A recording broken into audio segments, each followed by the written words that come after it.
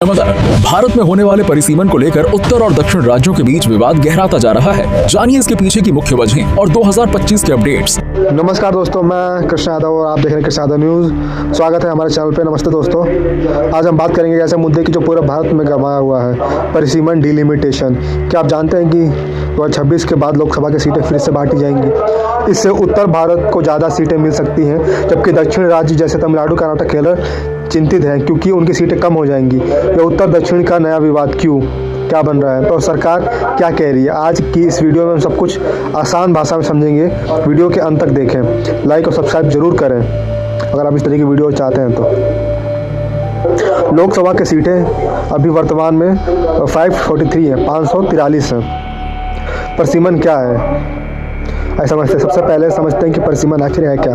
परिसीमन मतलब लोकसभा और विधानसभा की सीटें की संख्या और सीमाओं को जनसंख्या के आधार पर फिर से तय करना, ताकि हर सांसद व विधायक लगभग बराबर संख्या के लोगों को प्रतिनिधित्व कर सके पूरे भारत में। यह एक व्यक्ति एक वोट का मूल्य के सिद्धांत पर आधारित है। भारत में अब तक 4 बार परिसीमन हो चुका है, 1952, 1963, 1973 और आखिरी 201 के जनगणना पर आधारित। वर्तमान में सीटें 1971 की जनसंख्या पर फ्रीज है। 24वें संविधान संशोधन के कारण 2001 के बाद भी फ्रीज रहा और अब 2026 के बाद पहली जनगणना पर नया परिसीमन होने वाला है। क्यों अब विवाद उत्तर व दक्षिण का। उत्तर में ज़्यादा जनसंख्या, दक्षिण में कम। अब मुख्य सवाल, क्यों दक्षिण राज्य विरोध कर रहे हैं। दक्षिण राज्य तमिलनाडु, केरल, कर्नाटक, आंध्र प्रदेश, तेलंगाना ने जनसंख्या में नियंत्रण में बेहतर काम किया। उनकी जनसंख्या वृद्धि कम रही, जबकि उत्तर भारत, यूपी, बिहार, राजस्थान आदि में जनसंख्या तेजी से बढ़ी है।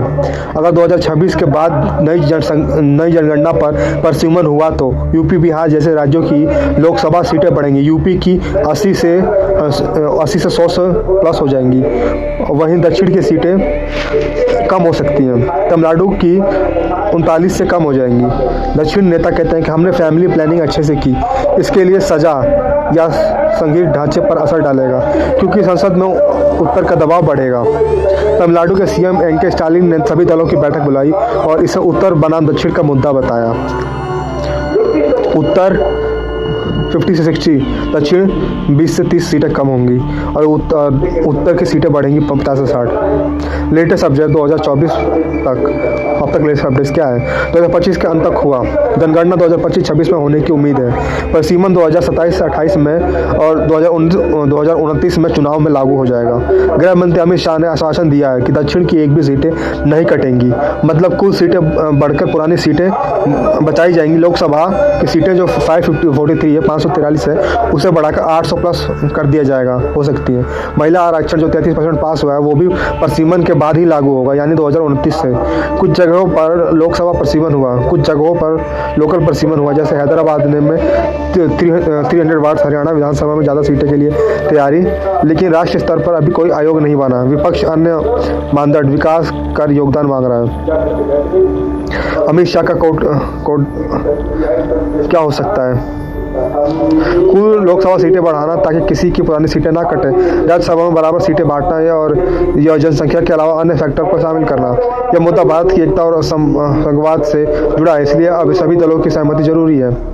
जिससे अंत दोस्तों, परिसीमन लोकतंत्र के लिए बहुत जरूरी है, लेकिन इसे निष्पक्ष तरीके से करना चाहिए। आप क्या सोचते हैं इससे रिलेटेड। दक्षिण की चिंता